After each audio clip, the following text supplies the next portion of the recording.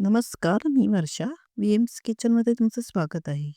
आज आपण आंबट, गोड, तुरट चवीच्या आवळ्याच्या लोणच्याची रेसिपी पाहूयात. चला तर वळूयात कृतीकडे. एका पातेल्यात आवळे उकळण्यासाठी 2 ते 3 ग्लास पाणी गरम करायला ठेवले. मग 10 ते 12 आवळे स्वच्छ धुवून घेतले. वजनी प्रमाणात पाव किलो होतील. आता पातेल्यावर चाळण ठेवून त्यावर हे धुतलेले आवळे वाफवायला ठेवले. त्यावर झाकण ठेवून 20 ते 25 मिनिटांसाठी हे वाफवून घेतले. मग झाकण काढून पाहिल्यावर जर आवळ्यांना अशा प्रकारच्या भेगा पडल्या असतील आणि थोडा रंगही बदलला म्हणजेच आता आपले आवळे तयार आहेत. आता हे वाफवलेले आवळे एका प्लेटमध्ये थंड करायला ठेवले. पूर्ण थंड झाल्यावर आवळ्यांच्या अशा फोडी करून मधली बी काढून टाकली. इकडे एका कढईत लोणच्याच्या मसाल्यासाठी 2 चमचे बडीशोप, 1 चमचा जिरे, 4 ते 5 काळी मिरी, 3 ते 4 लवंगा आणि 2 ते 3 दालचिनीचे एकदम छोटे तुकडे घेतले आणि 1 चमचा सुंठ पावडर घेतली. आता हे सर्व मसाले कढईत घेऊन थोडा सुगंध येईपर्यंत भाजून घेतले. सुंठ पावडर भाजायची गरज नाही आणि मग मिक्सरच्या भांड्यात घेऊन जाडसर मिक्सरला फिरवून घेतले.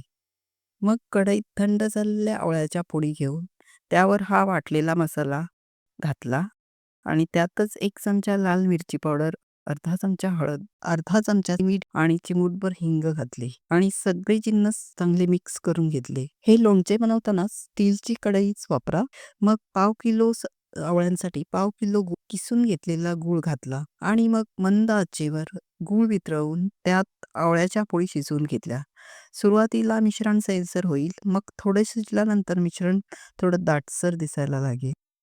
5 ते 10 मिनिटं शिजवून घेतल्यानंतर मी इकडे फोडणी पात्रात थोडे 2 चमचे तेल घेऊन त्यात 1 चमचा मोहरी आणि अर्धा चमचा जिरे तडतडून घेतले आणि ही फोडणी या मिश्रणात घातली आणि मग मिश्रण नीट ढवळून 5 मिनिटांसाठी परत शिजू दिले. मग गॅस फ्लेम बंद करून हे लोणचे एकदम थंड होण्यासाठी ठेवले. हे आपल्याला पूर्ण थंड करूनच घ्यायचे आहेत आणि मगच बरणीत भरायचे. आता आपले आंबट, गोड, तुरट चवीचे आवळ्याचे लोणचे तयार आहे. केस गळतीसाठी तर फारच उपयुक्त असते. आता हे थंड झालेले आवळ्याचे लोणचे एका काचेच्या बरणीत भरून ठेवूयात. साधारण 2 ते 3 दिवस बाहेर ठेवल्यानंतर तुम्ही हे फ्रीजमध्ये ठेवलात तरी चालेल. खूपच उपयुक्त आणि पौष्टिक असे हे लोणचे साधारण 6 महिने ते वर्षभर टिकते. काचेची बरणी मात्र एकदम कोरडी हवी. हे लोणचे वापरण्यासाठी काढतानाही चमचा एकदम कोरडा वा सुका असा वापरायचा. अजिबात पाण्याचा हात लावायचा नाही, म्हणजे मग लोणचे खूप दिवस टिकते. तुम्हाला जर अशाच प्रकारच्या रेसिपीज पाहायच्या असतील तर या प्लेलिस्टवर क्लिक करून चॅनलला नक्की लाईक आणि सबस्क्राईब करून सपोर्ट करा.